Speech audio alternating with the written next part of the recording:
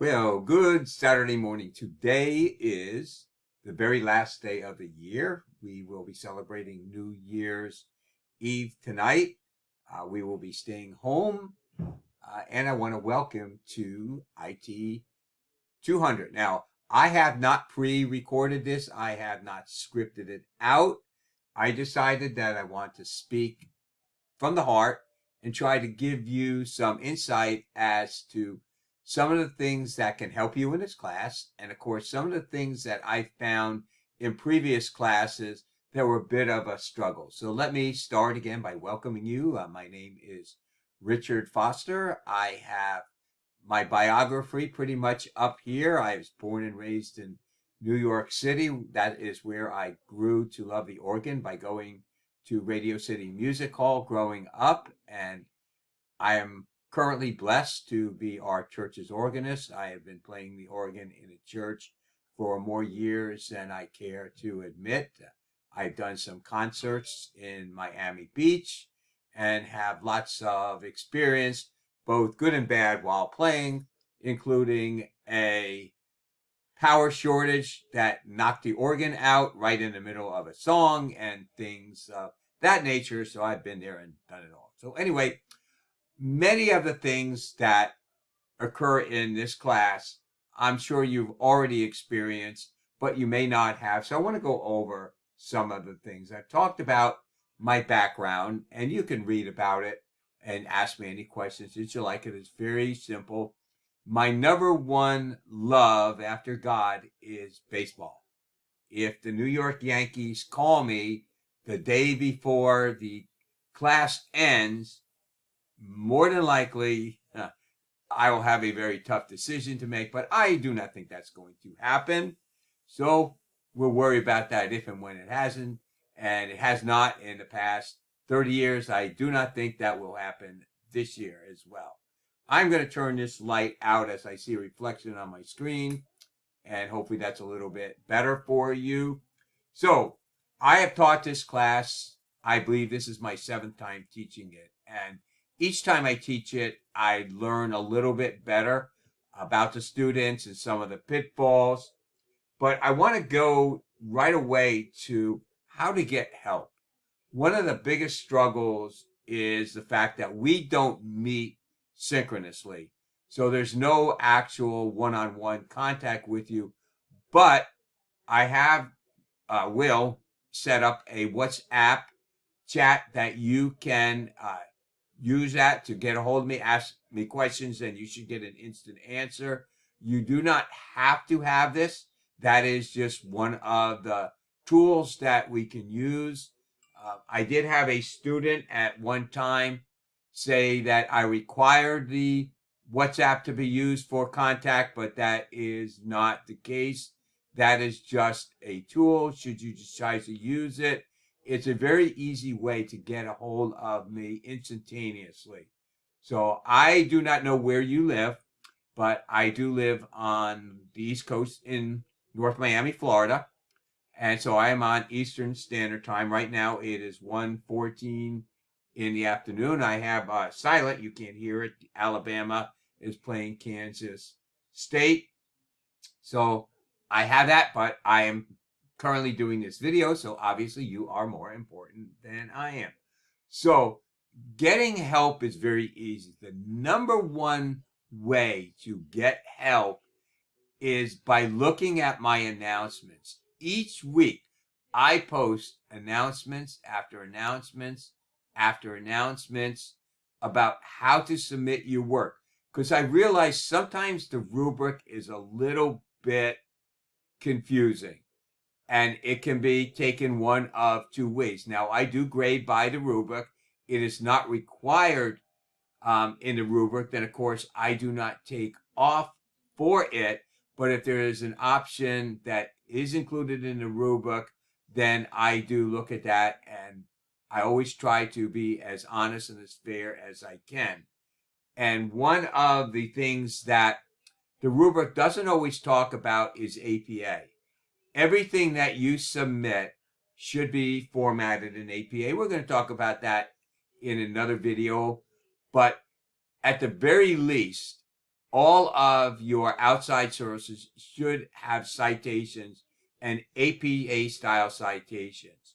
So you can go to the Shapiro Library on that, and I do have an announcement on how to get help from APA. And it's really not as hard as it sounds, but it's very important that whenever you go outside of a source and get a definition of something or get information for something, you need to cite the source. And remember to look up the definition of plagiarism. I'm not going to address it right now, but anything that you get, you need to make sure that you put in your own words. Now, I know that Course Hero exists and so many other things like that. And I encourage you to not look at them. But if you do, fine if you want to get some ideas on items. But remember that you cannot copy and paste somebody else's work because it'll get flagged when it gets in to turn it in. And you don't want to do that. So just make sure that you try to stay away from them. You should have enough resources in what to look up in each module that should help you. So as far as feedback in a rubric, if you do the exemplary, what that means is you've gone above and beyond what's required. So if you get a proficient, that means you've met the required amount, maybe a little bit more, but it wasn't exemplary. And I'll give you probably a crummy example, but let me address that with you. Let's just take a athlete's practice habits. So you may be required to report to the field at 8 o'clock and work till 5 o'clock. Well, okay, that's good. You do that and you do everything that you're told properly. But to be exemplary, you would need to get there early. If you're told to run a mile, you run a mile and a half. And how that relates to this course is if you are addressed a question and you answer it with a generic answer, you're probably going to get proficient. But if you want to give examples of it and maybe cite 2 different sources, you're definitely going to get a good chance to get an exemplary. And again, I will try to give you examples of a good and exemplary and to help you out as much as possible. One of the things too is late policy. Now, I understand, I went to school, and I'll be honest with you, many of the times the papers that I had to write when I was taking my doctoral courses, I struggled getting them in on time. The reason why I did was I was working full-time as an IT director. I was teaching a class as an adjunct professor and sometimes 2, and I was taking 2 classes at the same time. So I also had church activities that I was involved in, playing in the orchestra and things of that nature. So my time was very, very challenging. But the one thing I always did was go to the professor and let him or her know that I might be a bit late, a couple days late turning in the paper.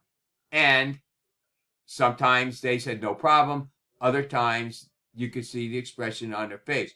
But my thinking was I did not want to turn in something that was not really up to 100% in there. I was obsessed with getting an A. And praise God, I graduated my master's and my doctorate both with 4.0. That's not a big deal. I'm just pointing out that I made sure that everything I turned in was top notch. So not everybody can do that. I was fortunate enough to do that. So take that with a grain of sand. And I love giving out good grades. So now I know I've been rambling on, but I am speaking from the heart, trying to get you to know me a little bit better. So again, I want to re-emphasize that you look at the announcements. For instance, there's a discussion coming up in Module 1, and some of you may have already done it. If it was opened, I don't have any control over that.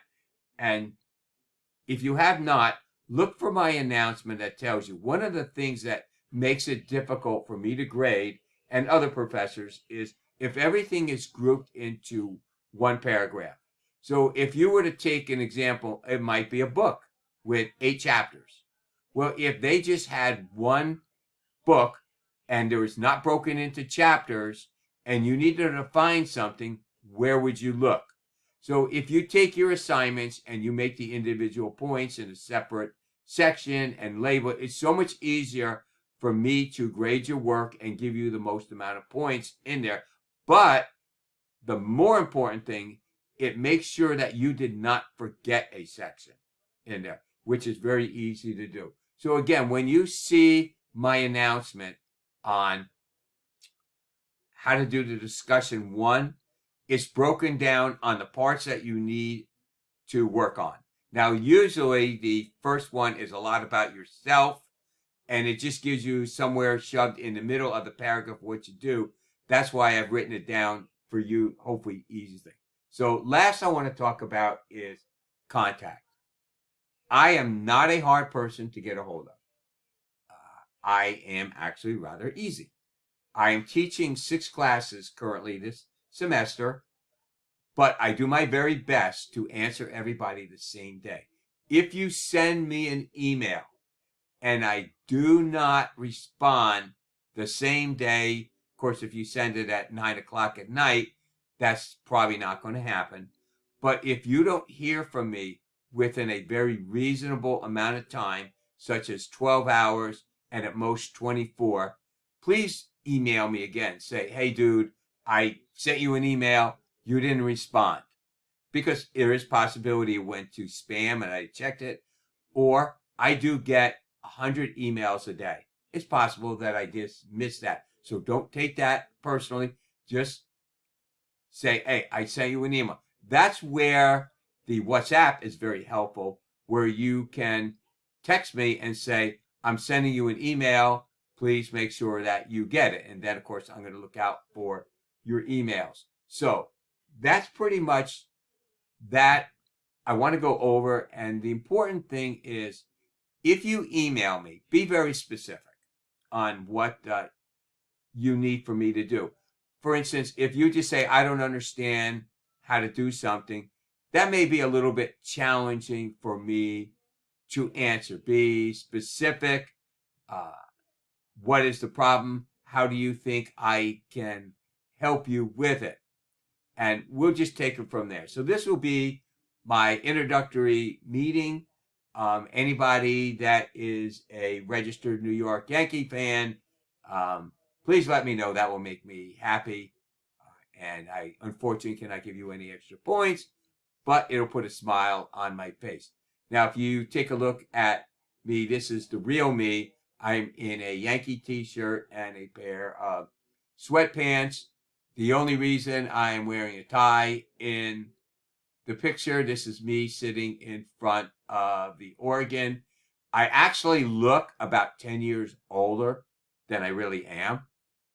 This picture makes me look a lot older, but then again, that's the way it is. That is a picture of the organ that we play on, or that I play on. And I have a tie because it probably was Lord's Supper. Normally, I wear a pullover church shirt. So I will try to get an updated picture with that, with me just on a shirt in there. It makes me feel comfortable because that's the real me. So with that, please feel free to reach out to me. Please make sure that you're looking at the announcements as much as possible.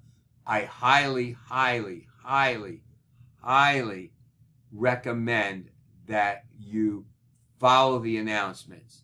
And I guarantee you that if you read them, your grade will be significantly higher because you'll know exactly what I'm looking for versus what some other teacher teaching this class might be looking for. So now I do grade fair. Honestly, I have no problem with that. So if you don't look at the announcements, you're not going to get a lower grade. But what I'm trying to tell you, it really is helpful to just think of it as you go to your local supermarket. it's much more helpful if you have a shopping cart to put your items in than try to carry them all by yourself. But the bottom line is you still have to pay the same amount of money when you check out. I'm still trying to digest the price of eggs, but again, we all are in this, and so I'm so excited that you are here, and I will do everything that I can to work with you. Please, communication. Please don't send me an email Sunday night at 11:30 saying I'm going to be late, because, obviously that's the case. What I recommend is, you're going to be late. I understand that. Just send me an email on Saturday. I had to go out of town. I have not been feeling well, or whatever it is. I just want to let you know I'm probably going to be a couple of days late, and in all probability, that's not a problem. So that's okay. But bear in mind, I'm required that anything that is not submitted on time has to have a 0 in there, because they do check, and I'll get an email. These people should have 0s in and don't have. So what it does, it looks for anything that doesn't have a assignment attached, submitted, and if there's no grade in it, then it's going to say you need to do it. So that does not mean that's your grade. It just means that's what your grade is going to be until you do that. Then I will answer you with, okay, more than likely I'll ask you, when will you get it in? And then we'll take it from there. So that's all I have to say is, please remember that I'm here to not grade, although I do grade. I'm here to try to assist you with as many different hints and things as possible. So please let me know how I can help you. Please enjoy this class. I believe it is not a very, very challenging class in terms of the amount of time that you have to put in it, but you do, and have to put in, obviously, a significant amount of time. But once you do, you're going to get a lot out of this class, and I think it'll be a great basis for you. So with that, I want you to have a very happy and a healthy New Year if you're looking at this video now. And if not, if you've already had New Year, I just pray for the safety of all of you, and just look forward to seeing you all as students. And I'm really blessed and proud to be your instructor. Have a wonderful and wonderful day.